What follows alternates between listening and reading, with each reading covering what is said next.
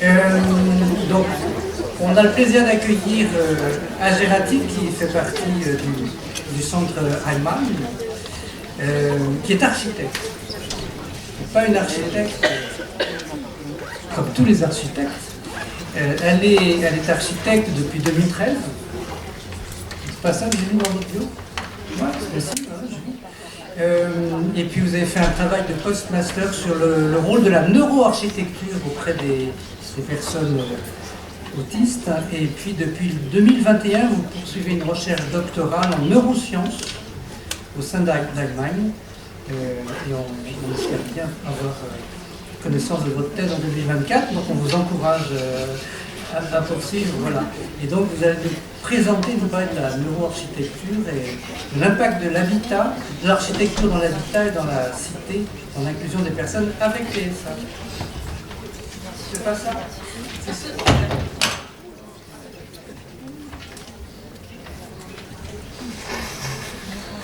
Bonjour tout le monde.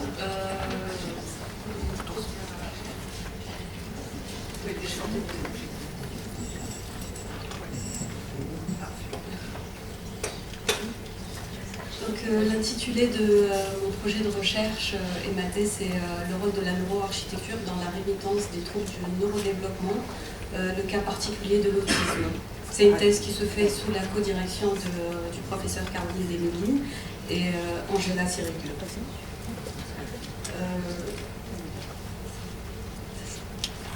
Donc, la neuroarchitecture, qu'est-ce que c'est que la neuroarchitecture? Comme son nom l'indique, c'est l'association de l'architecture et des neurosciences.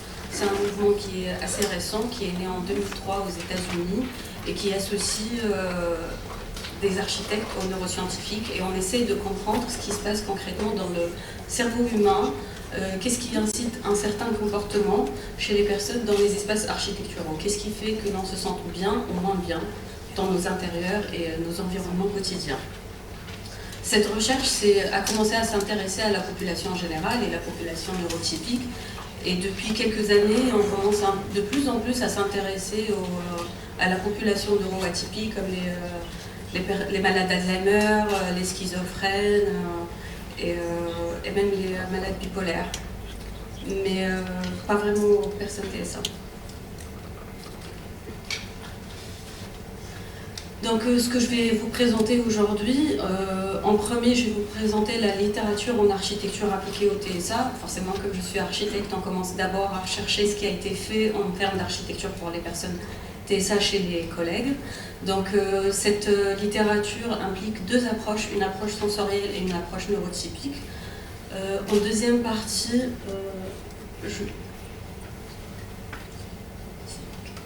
la littérature en neurosciences appliquée au TSA, je vais vous présenter trois exemples qui incluent l'aspect auditif, l'aspect visuel, mais aussi la navigation spatiale. Et puis en dernier lieu, des propositions architecturales basées sur les résultats en neurosciences. Qu'est-ce que les architectes pourraient interpréter de ces résultats et comment on pourrait les appliquer dans des bâtiments au quotidien. Donc l'architecture appliquée au TSA, il existe deux courants majeurs en fait, qui sont l'approche sensorielle. Comme son nom indique, c'est une approche qui prend en considération l'aspect sensoriel des personnes TSA. Et puis l'approche neurotypique qui contredit un peu l'approche sensorielle. Au sein de la même approche sensorielle, on a deux concepts qui se contredisent. Donc là, je vous ai mis quelques exemples de projets archi.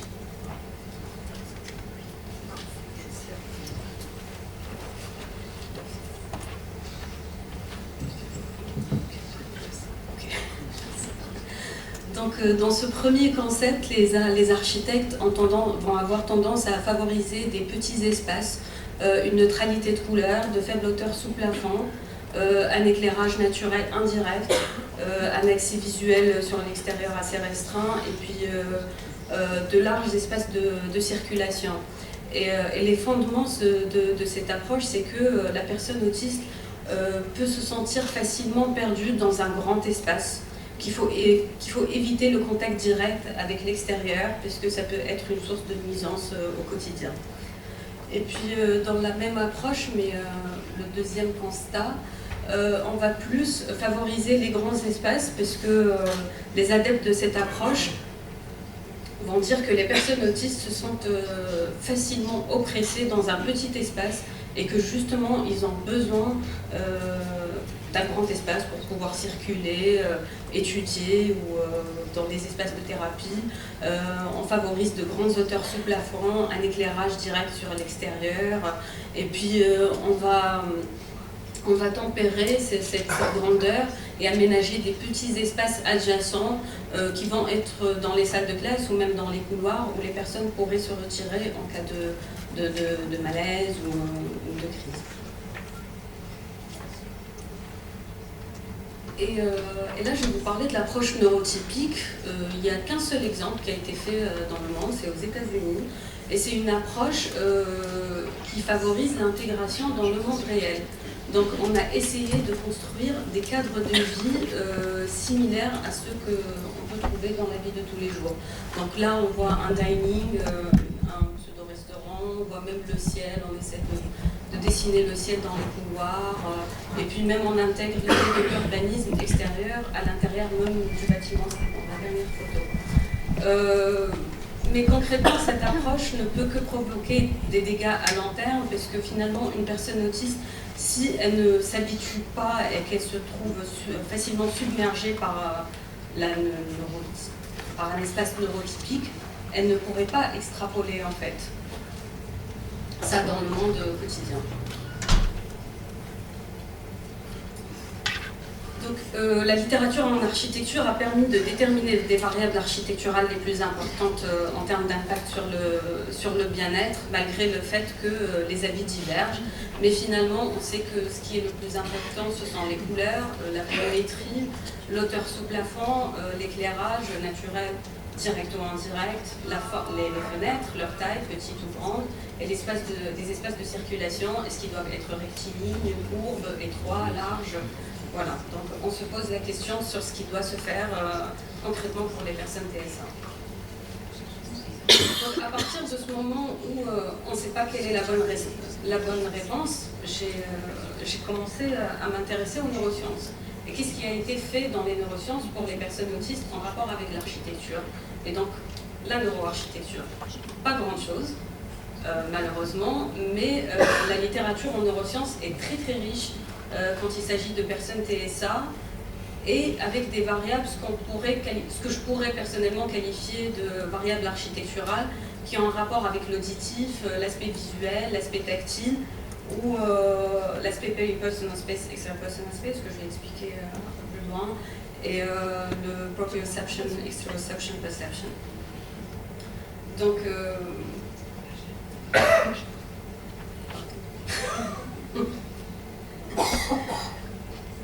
le premier exemple, je vais vous donner quelques exemples en fait, de ce qui a été fait dans la littérature en neurosciences appliquée à l'architecture. En regardant, on s'intéresse, en fait les neuroscientifiques se sont principalement intéressés à l'environnement de salle de classe. Et la plupart du temps, on soumet des questionnaires aux parents, au personnel, aux médecins, quels sont les éléments qui peuvent être les plus nuisants pour les personnes TSA. Et on a défini que c'était l'élément sonore. Donc, un peu trop de bruit peut provoquer des crises, les personnes peuvent se faire du mal, elles vont vouloir se retirer, etc. Si je peux faire une petite critique pour le monde des neurosciences, c'est qu'en général, quand on trouve des résultats, on va vouloir généraliser ces résultats et on refait toujours et encore les mêmes expériences. Parce que pour ce genre d'exemple, j'ai trouvé 10 études qui disaient exactement la même chose, qu'un peu trop de nuisances sonores provoque ce genre de comportement. 2 études seulement ont produit le même résultat. On s'est rendu compte qu'en isolant complètement le bâtiment des sources sonores extérieures, des personnes autistes avaient exactement le même comportement. Et c'est là qu'on pourrait se demander pourquoi en fait. Justement, puisque chez les personnes TSA, il y a les hyposensibles qui sont à la recherche de la stimulation sonore. Donc enlever complètement le bruit peut provoquer ce mal-être. Et chez les personnes hypersensibles dans le bruit peut constituer une forme de nuisance, ce genre de comportement va être généré. Donc, en tant qu'architecte, comment est-ce qu'on pourrait intervenir sur la question?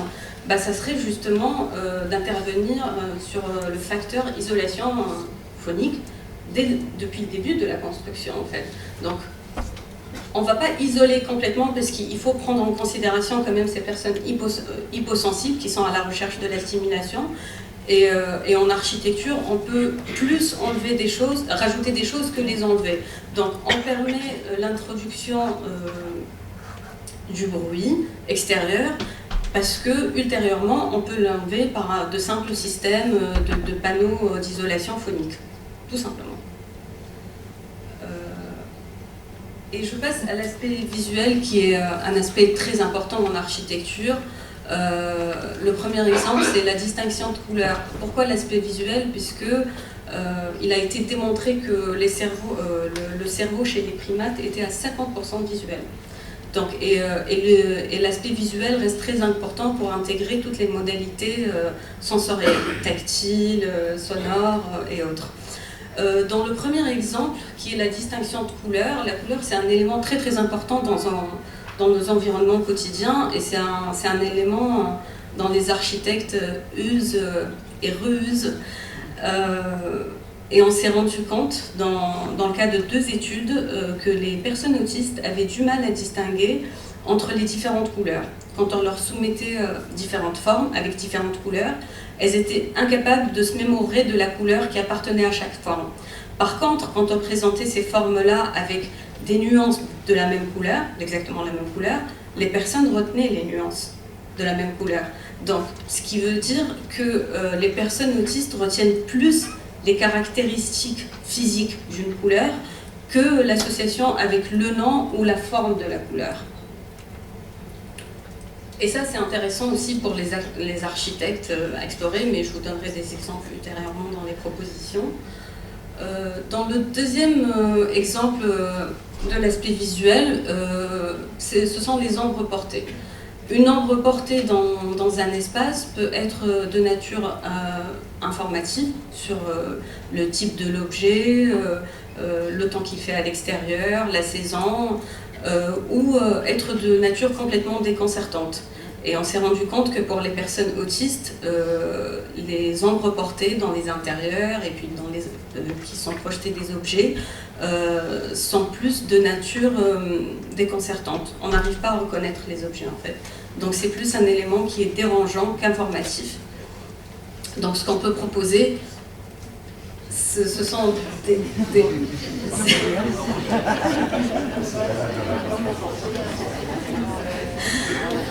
on peut offrir des espaces qui sont très bien éclairés, mais qui ne présentent pas beaucoup d'ombre, comme c'est le cas de la deuxième photo.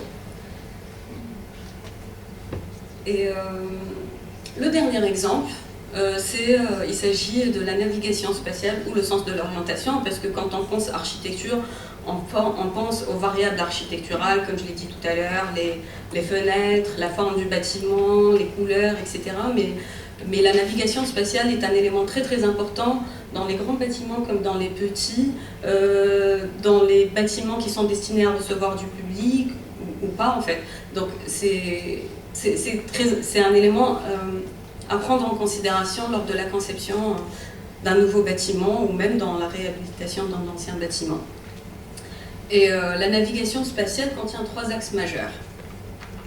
Donc il y a le cadre de référence spatiale, un système de codage spatial et les stratégies de navigation. Pour le premier cadre, le cadre de référence spatiale, il est composé de 2 axes, ce qu'on appelle le peripersonal space et le extrapersonal space.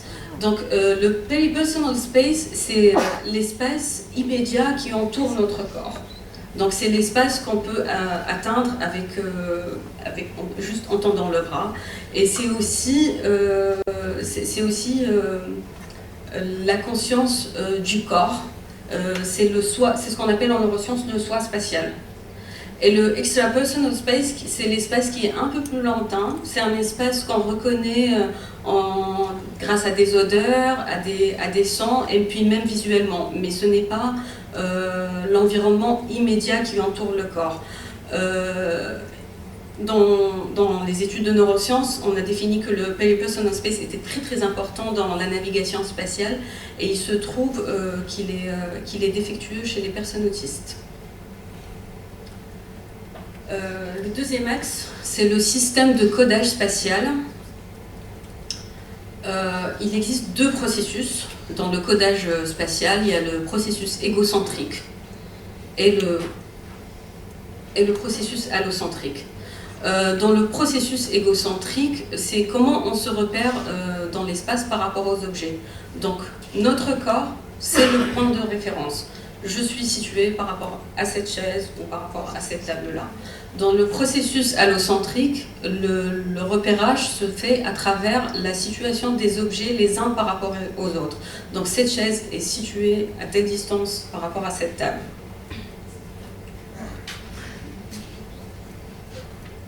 Et puis le dernier axe, ce sont les stratégies de navigation qui comportent deux sous-axes. Le Route-Based Navigation, qui est un système de navigation qui se base sur les systèmes de repères, et le Survey-Based Navigation, qui est un système de cartographie cognitive. Donc dans le système de Route-Based Navigation, en fait, comment on trouve son chemin dans la ville? Tout simplement à travers des points de repère assez importants dans la ville. Là, j'ai mis l'exemple du quartier Montmartre, dans le 18e arrondissement à Paris. Donc on voit le Sacré-Cœur, on voit le lycée Jacques Decour, on voit le Trianon, le théâtre du Trianon, et puis Pigalle un peu plus loin. Donc on se repère grâce à ces points très importants dans la ville. Dans le Survey-Based Navigation, c'est un système de repérage, comme son nom l'indique, qui se base sur un système de cartographie cognitive. C'est une vue. C'est ce qui ressemble à une vue à vol d'oiseau. Si on fait un chemin quotidien de son travail jusqu'à chez soi et que le chemin est barré à un moment, on essaye de se rappeler de la carte générale du quartier, et puis on fait des détours et on arrive forcément à la destination. Donc, le Route-Based Navigation dépend du processus égocentrique. Donc, encore une fois, c'est mon corps qui est le centre de référence par rapport au point de repère. Et le Survey-Based Navigation dépend du processus allocentrique. Donc, on repère les bâtiments ou les objets les uns par rapport aux autres, et c'est comme ça qu'on réussit à trouver son chemin. On a souvent dit que le sens de l'orientation était détérioré chez les personnes autistes. Ce n'est absolument pas le cas. C'est juste que les personnes autistes privilègent le route-based navigation. Les personnes autistes, d'après les études en neurosciences, ont besoin d'avoir une carte à la main pour pouvoir se retrouver. Donc, ces résultats en neurosciences appliqués à l'autisme et ce qu'on peut qualifier de neuroarchitecture peuvent constituer une base de données scientifique assez fiable quand même, qui peut être exploitée par des architectes.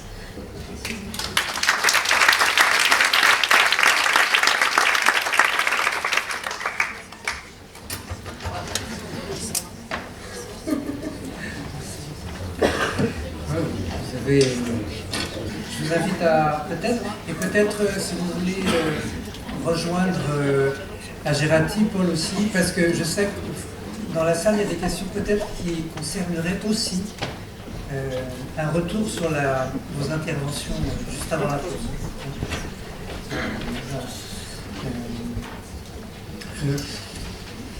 Passionnante évocation, passionnante recherche que la vôtre. Parce qu'à vous écouter, je me demande comment les architectes que l'on connaît par ailleurs et qui ont pu être à l'initiative de tel ou tel bâtiment ont pu passer à côté de tout cela. Dans certains secteurs, moi j'avais entendu parler par exemple des couleurs gérontologiques. Il y a eu il y a quelques décennies une mode il y avait des couleurs gérontologiques. Alors, je ne sais plus ce qu'il y avait, mais je crois qu'il y avait du vert, quelque chose comme ça. C'est ça. Voilà. Sur quel fondement? Je ne sais pas, mais des architectes spécialisés en gérontologie voilà, proposaient des bâtiments avec des couleurs gérontologiques. Et ce qui est très intéressant dans votre exposé, c'est que vous déconstruisez des représentations qu'on peut avoir. Donc vous mettez un petit peu à mal nos évidences et nos certitudes. Et ça c'est très très bien. Et ce qu'on peut espérer, c'est que vos apports fassent partie du corpus des architectes de demain, de ceux d'aujourd'hui qui veulent bien s'y pencher à nouveau. Voilà. Et j'ai l'impression, vous me direz si je me trompe, mais j'ai l'impression que ce que vous évoquez dans le champ des maladies ou des troubles neurodéveloppementaux serait pour partie, pas tout, mais pour partie, transposable comme mode de pensée ou même comme élément de solution pour d'autres publics, donc les personnes âgées, très âgées, désorientées, etc. Et donc, vraiment, un grand merci d'aborder ce sujet et sous l'angle sérieux et scientifique avec lequel vous l'évoquez. Avez-vous des questions? J'espère que vous avez plein de questions. François, vous avez une question? Peut-être juste oui. En attendant, merci beaucoup Ager pour ta présentation. Et ce qui permet de... Vous avez parlé de formation, et donc encore, je crois qu'on a encore aussi un enjeu aussi que tout à l'heure on a parlé de connecter à la recherche les associations, les professionnels du médico-social. Dans ce que tu montres, c'est qu'il y a un besoin énorme en fait, d'intégrer tous les acteurs de la société civile, les architectes, les ergonomes. Et puis moi j'en profite de t'avoir sous la main parce que moi personnellement j'habite dans un logement qui a été construit à Paris assez récemment. Oui, j'habite à Paris, personne n'est parfait, pardon. Et dans lequel en fait les habitants se plaignent de vibrations qui sont extrêmement désagréables. Alors je ne sais pas si c'est une problématique du bâtiment parisien des années 2000. Et Caroline, tu avais parlé du projet de Marie Pierron, des aspects sensoriels dans la ville, avec Marie qui essaie de développer des parcours sensoriellement apaisés. Alors on est en région parisienne, on est particulièrement touché par cela, et je trouve que les travaux qui sont développés, que tu as présentés, ceux de Marie, et puis Ager aussi, ceux que tu présentes, c'est une problématique. Moi je sais quand j'échange avec des personnes qui sont concernées par l'autisme que ces problématiques de vibration, ça leur pourrisse la vie, mais finalement ça impacte la vie, ça pourrit la vie du plus grand nombre, et je trouve qu'on a un cadre expérientiel qui est super intéressant pour faire progresser finalement, alors là on parle d'architecture, mais pour le faire progresser en fait au bénéfice du plus grand nombre. Et puis ça va, tout à l'heure, ceux qui seront avec moi en atelier, on va parler d'estime de soi, et je pense que c'est aussi un outil qui finalement, le retour expérientiel, la participation des personnes concernées, dans le cadre de l'architecture, on fait progresser tout le monde, on améliore le cadre de vie de tout le monde, et je trouve que c'est super valorisant, et ça fait sens, et c'est super utile. Donc voilà, je trouve que c'est passionnant, et j'ai eu l'occasion d'écouter ton topo à Lyon, et je crois qu'il y a un vrai champ à développer, et voilà, si on peut avoir des architectes avec nous, ce serait top. Donc, bravo à toi, merci beaucoup. Alors, juste avant la pause, voilà, et puis il y avait une personne qui m'avait saisi de...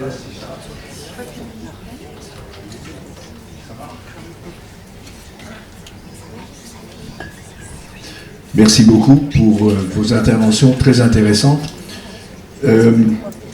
J'ai été un petit peu intrigué par la promenade urbaine pour aménager les quartiers.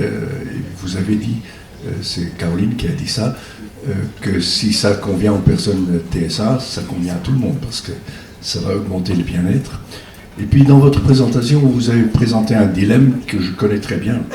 Au début de ma carrière hospitalière et clinicienne, j'essayais de protéger mes patients, et je me rendais compte que plus je les protégeais, plus ils devenaient vulnérables. parce que le monde n'est pas comme ça. Alors, le dilemme, c'est un peu quel est le bon chemin? Puisque d'un côté, vous avez montré quand il y a trop de bruit, il y en a certains qui ont beaucoup de problèmes. Quand il n'y a pas de bruit, il y en a d'autres qui ont des grands problèmes. Alors, comment introduire dans tout ça une espèce de désensibilisation que les personnes TSA s'habituent. Moi, je vois ça dans les maisons Papageno. Il y a des endroits où ils peuvent se retirer, mais dans l'ensemble, il y a beaucoup de bruit. Il y a les gens qui viennent manger, il y a les concerts, il y a du monde, etc. Et nous, on a choisi de faire ça savamment parce qu'on s'est dit, ça c'est le monde où ils devront habiter. Alors je suis curieux d'avoir vos commentaires sur ce dilemme.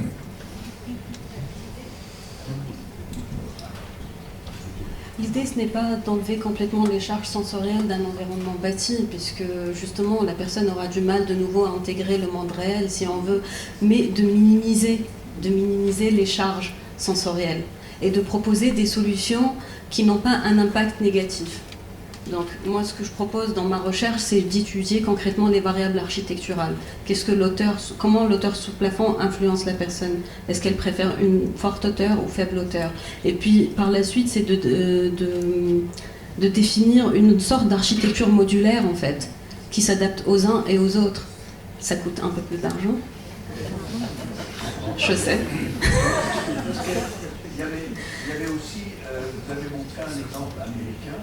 Oui, la DLC School. Où il y avait une espèce de transition, mais je ne l'ai pas vu. J'ai vu un restaurant qui était comme un restaurant... Mais ça ne marchait pas en fait. Ils se sont rendus compte que ça ne marchait pas, puisque l'idée est bonne. L'idée de départ est bonne. Il faut habituer les personnes autistes au monde réel pour qu'elles ne se sentent pas submergées par la suite. Sauf que pour qu'une personne accepte le cadre, il ne faut pas qu'il soit très chargé sensoriellement. Et c'était ça l'idée. Et puis ils ont atteint quand même un niveau de ridicule, même en créant le ciel dans les couloirs, à dessiner des nuages dans les couloirs. Enfin, c'est un peu... On aime ou on n'aime pas.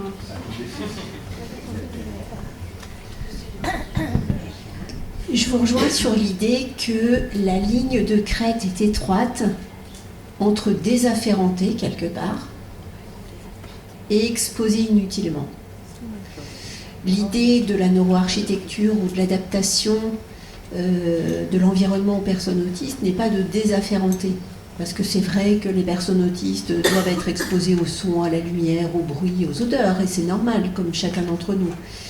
Par contre, l'idée est de limiter la pollution, parce que c'est vrai qu'on parle de la pollution atmosphérique, mais on a aussi une pollution sonore aujourd'hui, une pollution olfactive, une pollution visuelle, en particulier dans les grandes villes. Et peut-être que la réflexion qui est menée par Marie ou qui est menée par ce type de recherche vise la limitation de cette pollution. Et pas forcément, et pas de désafférenté. Mais peut-être de se dire, on vit dans un monde aujourd'hui qui est pollué par tous ces bruits, toutes ces odeurs, toutes ces manifestations qui nous heurtent au plan sensoriel, peut-être qui nous aussi, en tant que personnes neurotypiques, nous rendent malades pour certains aspects, parce qu'aujourd'hui on parle de la pollution sonore, des acouphènes chez des personnes qui sont normotypiques, donc on est plus dans cette idée-là. Mais évidemment, il ne faut pas désafféranter. Et c'est l'idée de ces bâtiments modulaires, justement, c'est de pouvoir exposer les personnes à tout type de stimuli, mais mesurés. Exactement. Alors, il y avait une personne qui m'a sollicité, voilà. Si vous voulez bien lever la main. Oui, bonjour. Moi, c'était par rapport au terme recherche, en fait, que je voulais rebondir, parce que depuis le début, je suis happée par ce terme, qui reste assez vaste. Et on parle aussi de neurosciences depuis tout à l'heure. En fait, il y a des termes qui m'interpellent. Et je voulais juste savoir... Alors moi, je suis plutôt du terrain. Je suis dans l'accompagnement social. Et en fait, je questionnais par rapport à la recherche participative. effectivement, c'est super intéressant qu'on puisse se rejoindre entre les chercheurs et les personnes de terrain. Alors j'englobe tout le monde, hein, personnes de terrain. Mais au final, l'objectif commun, ce serait quoi? On recherche quoi? Parce que j'entends parler de soins, de patients, d'usagers, de familles. Et du coup, je trouve que c'est un petit peu emmêlé, dans le sens où je ne sais pas si on cherche, quand on parle de soins, à guérir, auquel cas on ne considère pas l'autisme tout à fait de la même manière sur tous les plans, ou est-ce qu'on cherche vraiment une adaptation? Et dans ce cas-là, moi je parle plus d'accompagnement, d'adaptation des personnes auprès des autistes, parce qu'il n'y a pas, comment dire, à se dire que c'est à eux de s'adapter plus qu'à nous de nous adapter. C'est donnant-donnant, je trouve. Passer une journée dans le quotidien d'une personne avec autisme, moi, à la fin, je me dis, je suis aussi autiste que cette personne, au final. Donc, qu'est-ce qu'on recherche? Qu'est-ce qu'on met derrière ce terme? Un soin, une adaptation? Comment on se rejoint, en fait?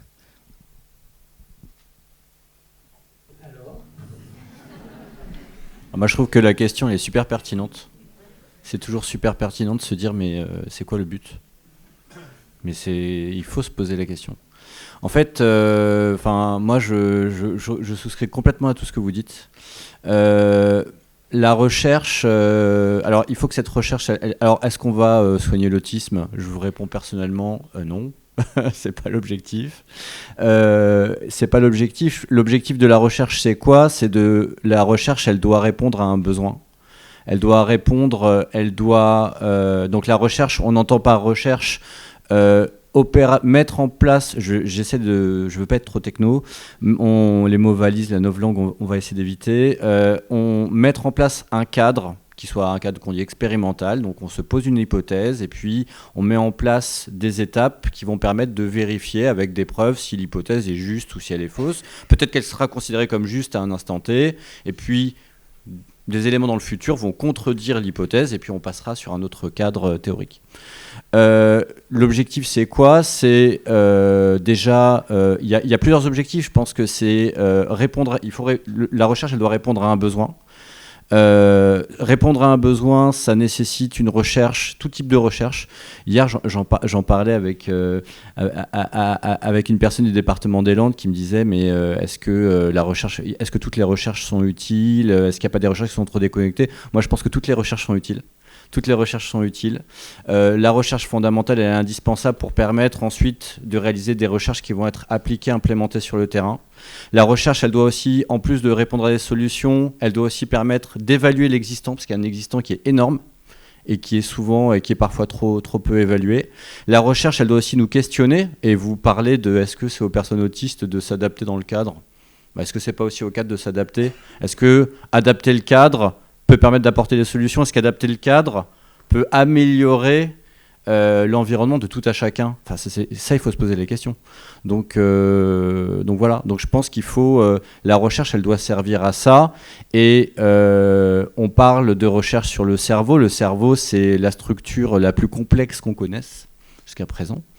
Et placer la recherche dans le champ, placer l'autisme dans le champ des troubles du neurodéveloppement, c'est de se dire, au final, un cerveau qui est extrêmement complexe, si les réseaux de neurones qui sont mis en place se mettent en place de manière différente, on va avoir tout un tas de situations qui sont extrêmement différentes, et donc ça appelle, on change complètement notre vision des choses, on déstigmatise aussi les personnes, parce que dans le champ de la santé mentale, encore trop souvent, on entend, mais alors fais un effort. Mais c'est pas que les personnes ne veulent pas, c'est que parfois elles ne peuvent pas dans un cadre donné, et donc il faut que la recherche éclaire tout cela, éclaire l'environnement, éclaire les interventions, et puis c'est une manière aussi de faire progresser ce qu'on propose, les solutions d'accompagnement, les solutions d'intervention, puis aussi de faire progresser la société dans son ensemble.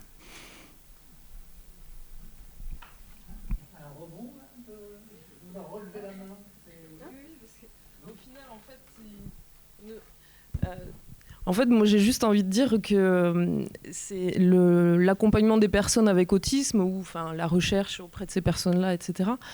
Finalement, moi, j'ai l'impression que plus on avance et plus on se rend compte qu'elles amènent un éclairage.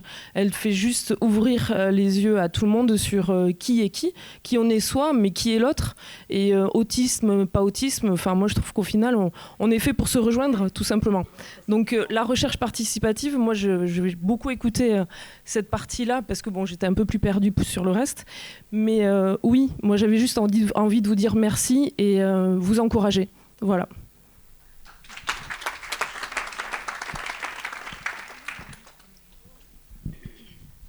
Oui, bonjour. C'est juste une question plus... vous avez parlé du bâti futur, mais souvent nos jeunes sont accompagnés, enfin jeunes ou moins jeunes, accueillis déjà dans un lieu ou peut-être dans un futur lieu à rénover. Donc quels sont les points principaux à faire attention lorsqu'on va rénover un bâti, peut-être les essentiels. Et une autre question qui se rapproche aussi, c'est que chaque jeune a son propre profil sensoriel. Donc on se pose aussi la question, comment les faire vivre ensemble? Alors, est-ce qu'il faut un bâti bien modulable ou est-ce qu'il faut faire attention en amont des personnes qu'on peut mettre ensemble ou non?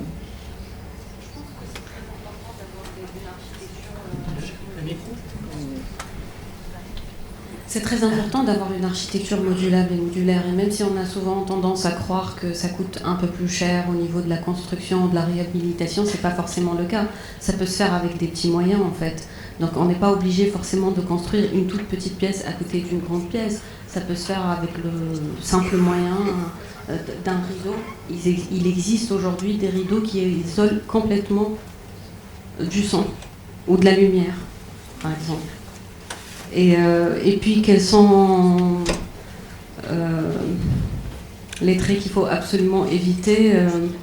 Il n'y a pas vraiment de réponse à cette question, hein, puisque la population TSA est très large et il y a comme j'arrête pas de le répéter, il y a l'hyposensible et l'hypersensible.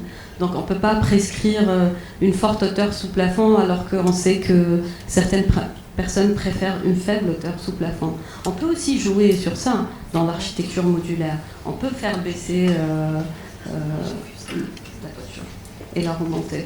Et puis même les fenêtres, on peut intervenir avec des systèmes de panneaux qui cachent complètement la vue extérieure ou qui réduisent l'ouverture de la fenêtre. Donc encore une fois, l'architecture modulaire. Moi, je vous incite à faire plancher vos jeunes avec les architectes d'intérieur pour aménager au mieux votre espace. Sollicitez vos jeunes, faites-les réfléchir sur l'espace qu'ils veulent. Et c'est certainement le projet le plus abouti que vous aurez. Et si je peux me permettre, ils peuvent même participer au dessin du plan architectural. Il y a beaucoup d'études qui ont été faites sur la question. Ils ont participé des enfants et des adultes et des adolescents autistes pour le dessin même du plan architectural, avec un système de post-it ou autre, mais ils étaient capables de placer les fonctions selon leur envie et leur bien-être. Oui, c'est vous qui tendez la perche. Vous avez parlé de navigation spatiale, d'allocentrisme, d'égocentrisme.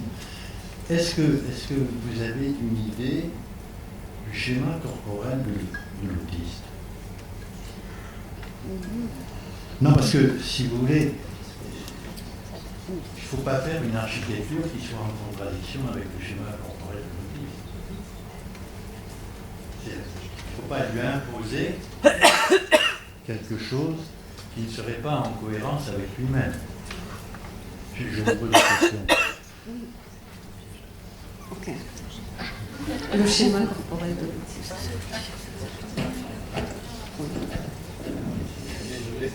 Non. Il y a ce courant en neurosciences qu'on appelle l'alléstosie, qui existe, oui, que vous connaissez, qui est la fluctuation de l'état d'être, en fait. On peut se sentir bien et mal dans une même pièce à différents moments de la journée. Et donc comment faire? Comment? Et donc, encore une fois, l'architecture modulaire s'intègre dans cette vision de la chose. C'est qu'une personne autiste, comme une personne neurotypique, a divers états d'âme dans la même journée. Et puis, c'est à l'architecture de s'adapter à la personne autiste. Mais quand je parle de la navigation spatiale, on sait que, par exemple, les personnes autistes appliquent plus le processus allocentrique, par exemple. Oui. Donc, architecturalement, c'est l'idée que j'ai proposée par la suite, c'est de les guider en fait avec des plans qu'ils puissent voir visuellement.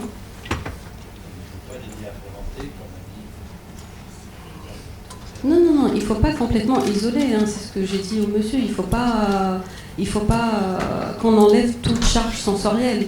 Il faut garder, mais il ne faut pas que l'espace soit submergé de charge sensorielle aussi. Un juste milieu. Professeur Barthélémy. Oui, j'avais deux idées. Alors la première, c'était cette perception de l'environnement physique et ce paradoxe du chez-soi dans un truc qui n'a pas été fabriqué pour une personne, quoi. Le collectif, tout de suite, pose ce problème. Et c'est vrai que aussi, je retiens le fait que exposer des personnes de manière progressive ou très personnalisée à des espaces, ça ramène au concept de ce mot un petit peu bizarroïde qui s'appelle les affordances. L'affordance, c'est très, très important de garder en tête qu'on peut s'appuyer sur les capacités des personnes installées dans des conditions favorables pour s'exercer à mieux supporter un environnement collectif. Je pense que les deux mouvements sont très importants. C'est une architecture vivante, quoi. C'est vivante de l'intérieur et de l'extérieur. Et l'accompagnement parce que la personne que je ne voyais pas, mais qui a parlé de tous chercheurs, hein, vous savez, on embarque dans la recherche participative, c'est la puissance de la recherche participative, c'est d'embarquer les usagers au sens large de tout ce qui va constituer la vie des personnes qu'on a envie d'aider, hein.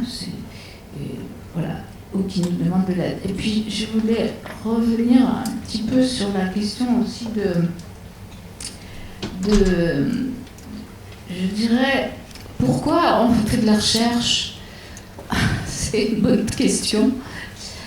Dans notre domaine, il y a quand même, vous voyez, la commande de notre République, hein, de notre pays, dans notre domaine, ça a été vraiment d'installer la science au cœur des politiques publiques, c'est-à-dire des décisions qui étaient prises. Et quand on décline les décisions, c'est aussi l'application d'un certain nombre de recommandations architecturales, on l'a vu ce matin, de vie dans la société, mais aussi d'interventions spécifiques. Et vous savez que actuellement, on se pose des questions sur la pertinence, les bienfaits d'un certain nombre d'interventions, qui peuvent être des interventions thérapeutiques, des interventions éducatives, des interventions de socialisation. Et le bien fondé et la sécurité est vraiment éclairé par la recherche. C'est-à-dire qu'à chaque fois qu'on invente un système, il faut se poser la question de est-ce que c'est utile? Est-ce que ça va servir la personne? Est-ce que c'est pas dangereux? Est-ce que c'est... Vous voyez, c'est très important au plan de notre condition humaine, qui est une condition sociale, donc on n'a pas à s'emparer d'idées et d'idéologies pour en aboutir à des catastrophes. Voilà. Et le chercheur, il est installé vraiment à cette interface entre celui qui propose, qui invente, etc., et puis celui qui en est ou bien le bénéficiaire ou bien la victime. Voilà, c'est très important.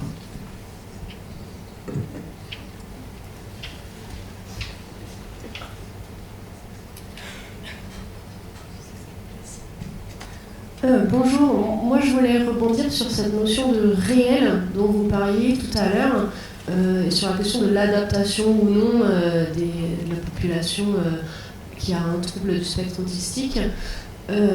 Moi j'y vois justement quelque chose comme un réel qui va être parfois violent. Et est-ce que ce ne serait pas l'occasion justement d'intégrer cette population de TSA, dont je fais partie? Est-ce que ces personnes-là ne représenteraient pas justement l'opportunité de questionner ce réel et qui représenteraient finalement, qui pointeraient du doigt des choses qu'il peut y avoir, des défaillances qu'il peut y avoir dans notre société, et en pointant du doigt ces difficultés, ça permettrait d'apporter du mieux vivre et du mieux-être pour toutes les personnes, qu'elles soient neuroatypiques ou neurotypiques.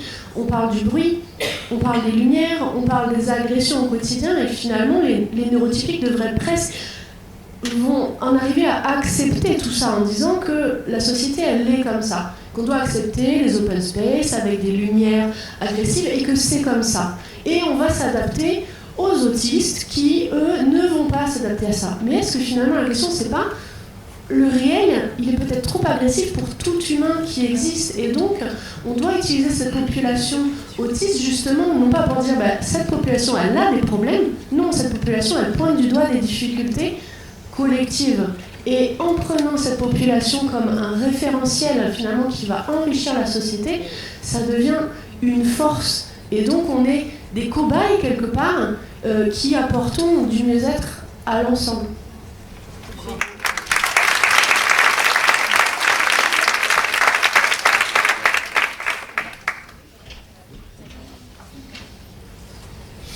C'est le moment de l'entraînement de Françoise Fiton.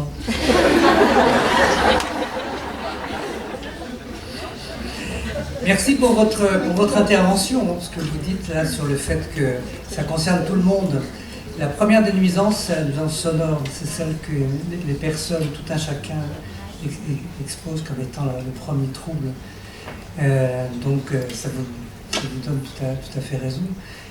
Sauf que là, on va dire aux personnes, vous allez voir votre mère, allez voir votre propriétaire, etc. etc. Donc ça passe par des éléments de réponse qui ne sont pas forcément satisfaisants. Mais vous avez totalement raison. Et on sait très bien, même à partir d'autres publics, par des publics qui ont des troubles moteurs, par exemple locomoteurs ou neuromoteurs, que si on adapte la société aux personnes qui ont des difficultés de déambulation, on rend service à tout le monde. On rend service à quelqu'un qui vient de se casser la jambe et qui a un plâtre, on rend service à la maman qui a sa poussette avec les années, on rend service à une autre personne qui est en difficulté de marcher, etc. etc., etc. Donc ça n'arrête pas, c'est-à-dire qu'en fait, ce sont les situations un peu minoritaires qui nous éclairent, en fait, bien plus que d'autres. Il y a une autre question peut-être là, voilà. Oui, donc je suis un peu dans la continuité de la précédente intervention. De mon point de vue, je trouve que l'architecture en général est assez inadaptée à la vie. Je pourrais rajouter à la liste qui a été déjà établie, ne serait-ce qu'au niveau des mobilités, on nous demande d'évoluer toujours de plus en plus, de changer de quartier pour aller trouver un nouveau travail. Donc ça concerne absolument tout le monde. Vis-à-vis du réchauffement climatique aussi, on est très loin d'avoir des habitats qui sont adaptés. Voilà, donc dans ce que vous présentez, j'ai l'impression qu'il s'agit d'adapter un habitat inadapté aux personnes autistes en gardant quand même assez le même cadre. Voilà. Et moi j'aurais envie de faire un petit focus sur les habitats atypiques. Voilà. Ça existe, moi je connais des gens qui choisissent d'habiter en dôme, en yourte, en pas yourte, en tiny house. Et en fait, pour moi c'est l'évidence que ça représente une diversité deux formes d'habitat qui s'adaptent aux gens tels qu'ils le veulent. Et c'est suffisamment à petite échelle pour que ça n'impacte pas l'environnement, que ce ne soit pas trop coûteux, que ça puisse évoluer dans le temps. Ça peut se démonter, ça peut se déplacer. Voilà, moi je crois que c'est une piste à développer. Je ne sais pas s'il y a des élus du département avec nous. Évidemment, il y a les PLU et tout ça qui embêtent beaucoup les personnes qui choisissent ce chemin. Peut-être qu'il faudra arrêter de les embêter et puis aller les voir et essayer de s'inspirer parce qu'il y a une grande diversité et il y a beaucoup de solutions. Voilà. Voilà, et lancé.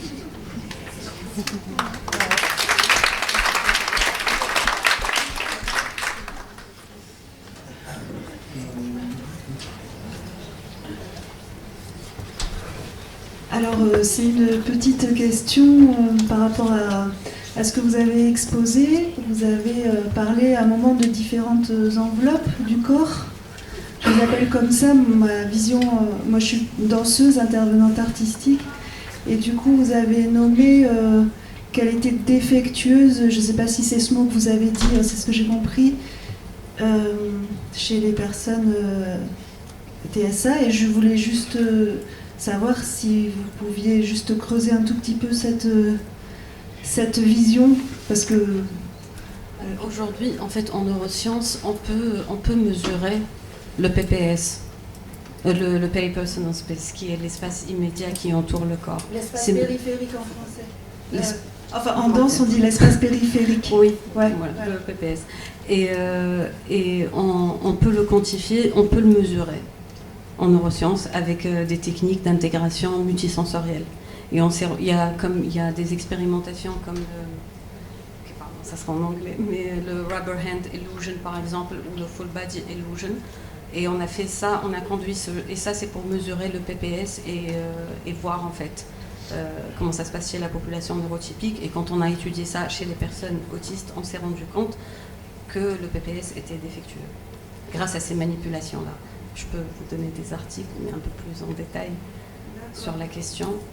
Parce que moi, je repère par le corps, en fait, Oui, mais c'est pas juste ça. En fait, le PPS, c'est vraiment un grand domaine qu'on étudie en neurosciences. Hein. C'est pas juste...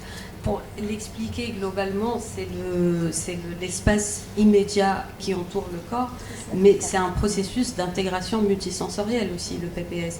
Et pour l'étude, quand je vous ai dit l'exemple de Rubber Hand Illusion, en fait, c'est une expérimentation où on va toucher la main d'une personne et on va poser une main en rubber juste à côté et voir si on touche l'autre main, si la personne réagit de la même manière ou pas. Et on utilise ces méthodes-là pour mesurer le PPS. C'est très pointu. En fait, il y a un scientifique qui a beaucoup étudié ça, c'est Olaf Blanc, qui a beaucoup étudié l'espace péripersonnel et qui montre qu'on a une conscience très particulière de notre espace péripersonnel qui dépasse notre enveloppe corporelle. En fait, on a une sensation d'avoir un espace qui nous concerne, qui dépasse strictement notre enveloppe corporelle.